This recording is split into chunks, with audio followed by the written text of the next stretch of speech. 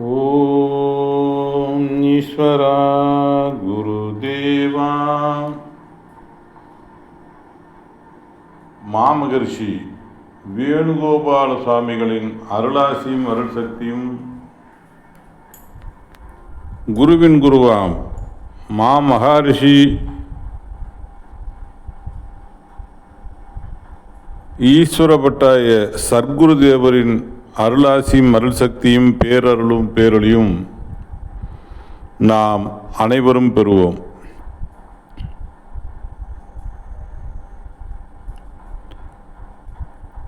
அன்பு தாய்மார்களே, சகோதர சகோதரிகளே, தியானவழி அன்பர்களே, அருளாளர்களே, மெய்ஞானிகளே, அருள்ஞானிகளே,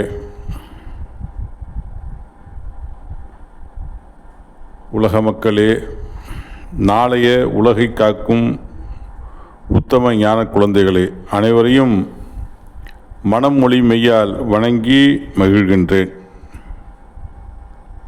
இன்று இப்பொழுது நாம் பார்க்க இருப்பது குருவிடம் பெற்ற அனுபவங்கள். கடல் அலைகளுக்கு மத்தியில் உபதேசம்.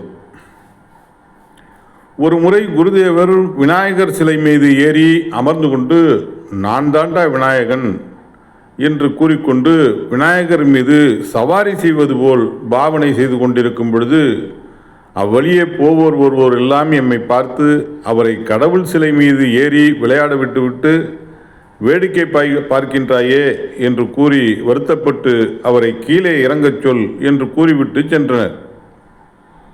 ஆனால் குருதேவர் அவர்களுக்கு அறிவில்லை, நீ நான் சொல்வதை கேள் என்பார்.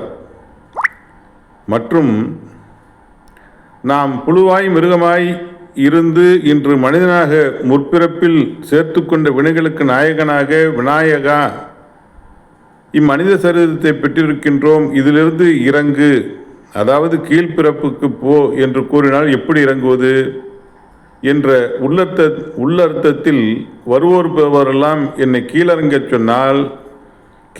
சொன்னால் நான் எவ்வாறு கீழிறங்குவது என்று கேட்பார். எமது குருநாதர் அருள்ஞான வித்தை எமக்குள் பதித்த வித்தை வளர்ப்பதற்கு எங்கெங்கெல்லாம் மகரிஷிகளின் அருள் சக்தி தொடர்ந்து உள்ளதோ அங்கெல்லாம் எம்மை கால்நடையாக சென்று வர கட்டளையிட்டு,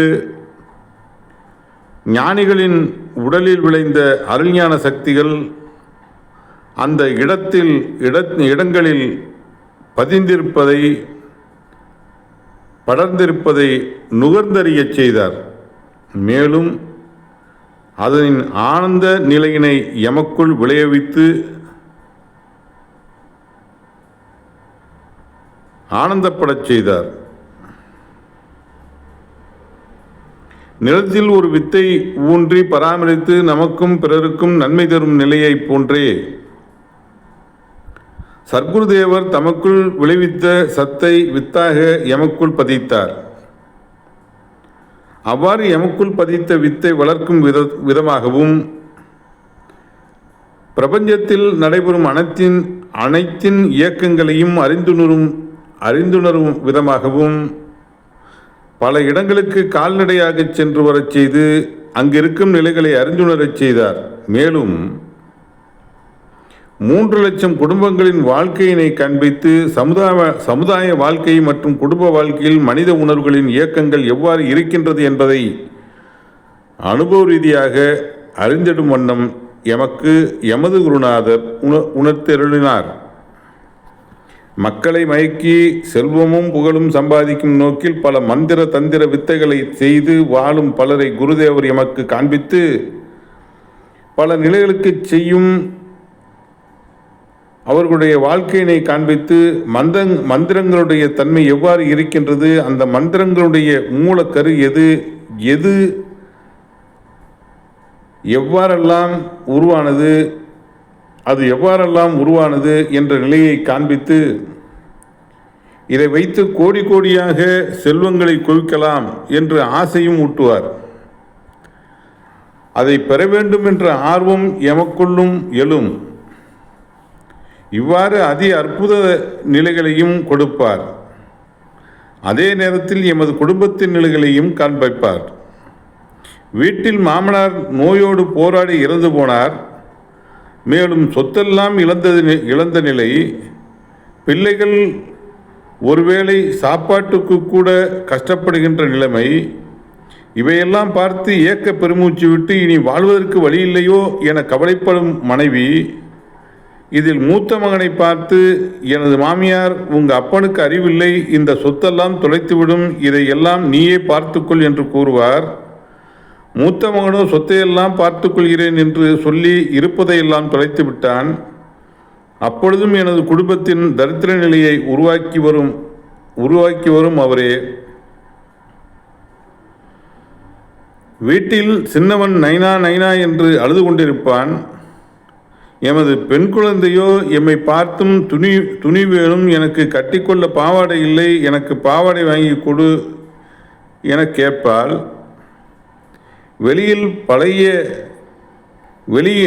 வெளியில் பழகிய நண்பர்களோ எம்மை இழிவாக பேசும் நிலை தெரிந்த நண்பர்களின் கடைக்கு சென்றாலோ, தரித்திரம் வருகிறது, கடையில் உட்கார விடாதே, நமக்கும் தரித்திரம் பிரித்துவிடும் என்று எம் காதுபடவே பேசுவார்கள்.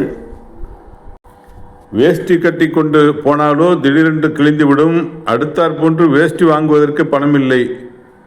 வீட்டிற்கு வந்தால் சோற்றிக்கே இல்லாமல் நாங்கள் இருக்கின்றோம் என்று நினைப்பார்கள். இப்படி இங்கே சோதனைகள் கொடுப்பார்.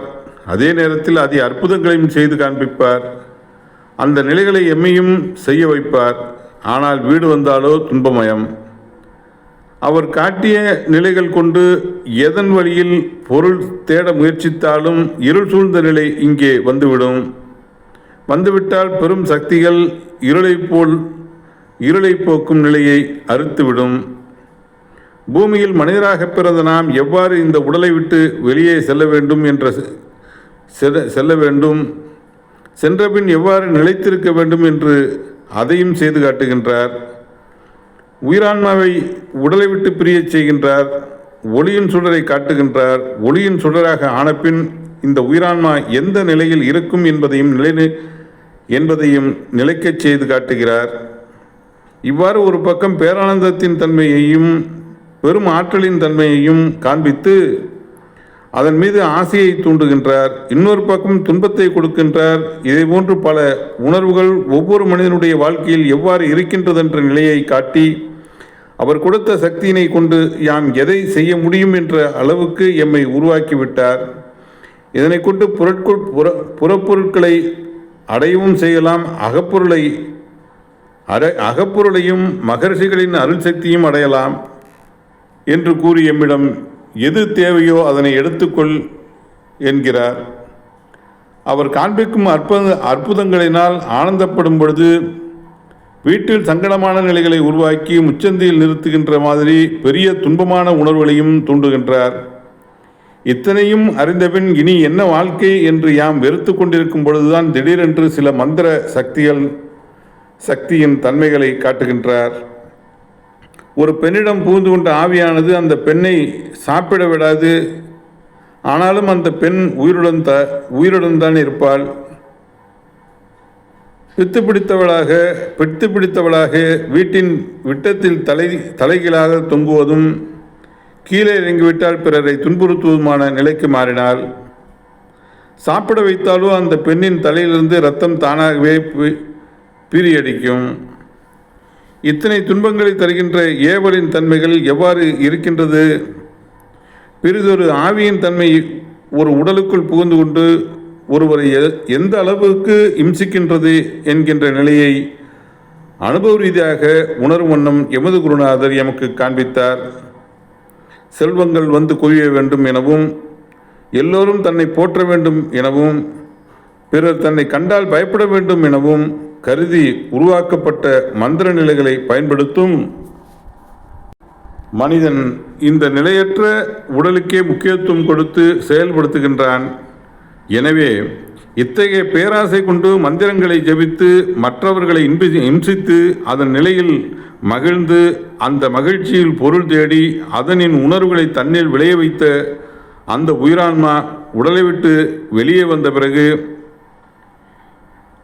இவன் எந்த நிலைகளுக்கு ஏவல்களையும் மந்திரங்களையும் பயன்படுத்தினானோ அதே நிலைகளுக்கு பிறிதொரு மந்திரவாதி இவனின் உயிரான்மாவை தன்வசப்படுத்தி தன் சுயலாபத்திற்கு பயன்படுத்தி கொள்கின்றான். இவ்வாறு பேராசையில் செயல்பட்ட அந்த மந்திரவாதி இறந்தபின் அவனுடைய உயிரான்மா மறுபிறப்புக்கு வர முடியாத வகையில் பெரிதொருவன் கையில் சிக்கி அல்லல் படுவதையும் குருதேவர் எமக்கு அனுபவபூர்வமாக உணர்த்தி மனிதனின் வாழ்க்கையில் பேராசையின் தன்மைகள் எவ்வாறு இருக்கின்றது என்பதை அறியச் செய்தார். மேலும் எமக்கு அனுபவங்களை தந்தருளும் பொருட்டு குருதேவர் ஒரு முறை திருச்செந்தூர் கடலுக்கு அழைத்துச் சென்றார்.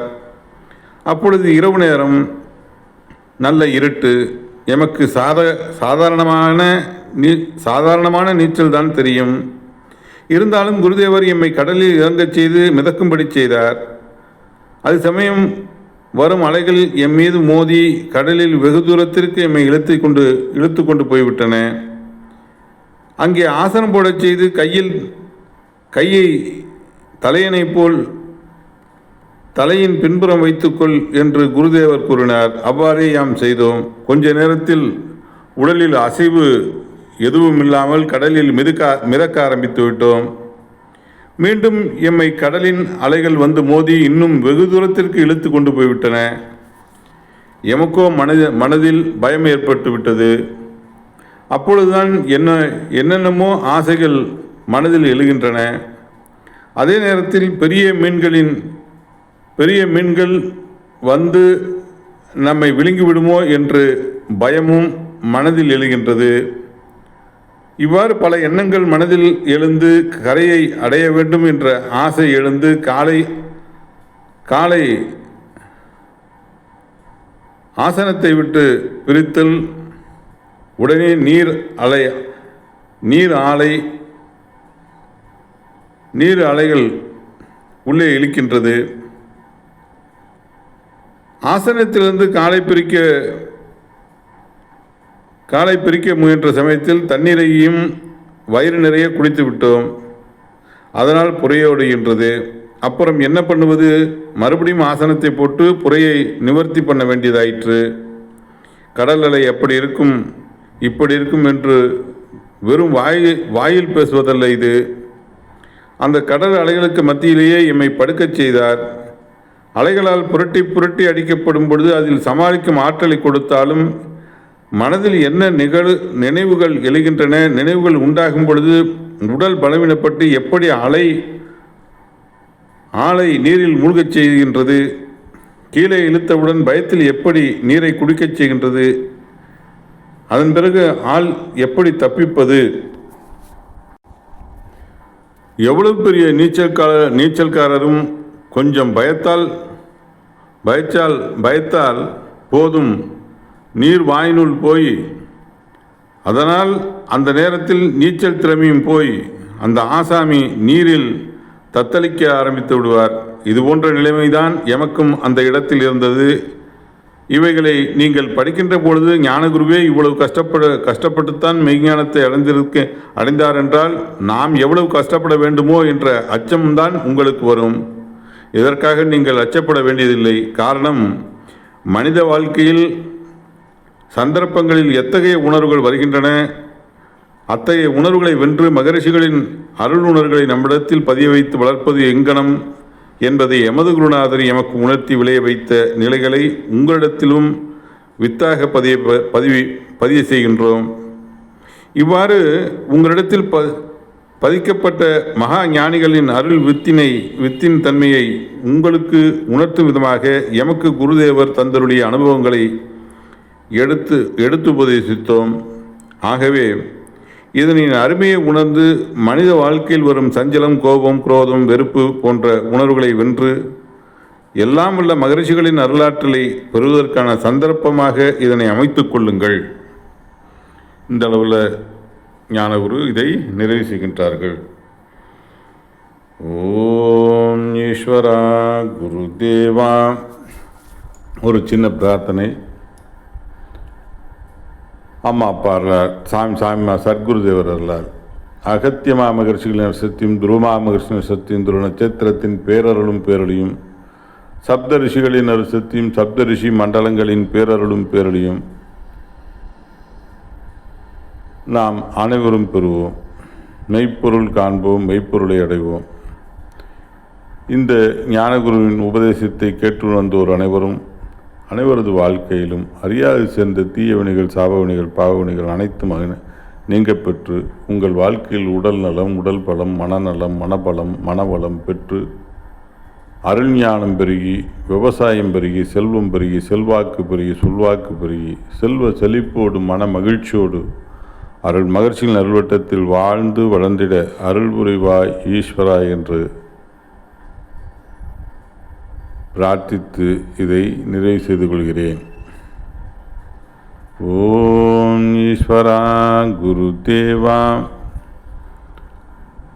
அப்புறங்க அன்பு அருள்மொழி சொந்தங்களே, இந்த வீடியோ உங்களுக்கு பிடிச்சிருந்தா லைக் பண்ணுங்கள், ஃபார்வேர்ட் பண்ணுங்கள், ஷேர் பண்ணுங்கள். மற்ற வீடியோஸ் எல்லாம் பாருங்கள். பிடிச்சிருந்துன்னு சொன்னால் சப்ஸ்கிரைப் பண்ண மறந்துடாதீங்க. அப்படியே பெல் பட்டனையும் அழுத்திங்க. நாம் போடுற வீடியோ உடனே உங்களுக்கு வந்து சேர்ந்துடும். மகிழ்ச்சி, குரு அருள் பெறுவோம். பாசிட்டிவாக திங்க் பண்ணி வெற்றியாளராய் குரு அருளுக்கு பாத்திரமாகுவோம். எல்லாரும் சேர்ந்து ஓம் ஈஸ்வரா குரு தேவா. குருவே சரணம், குருவே துணை.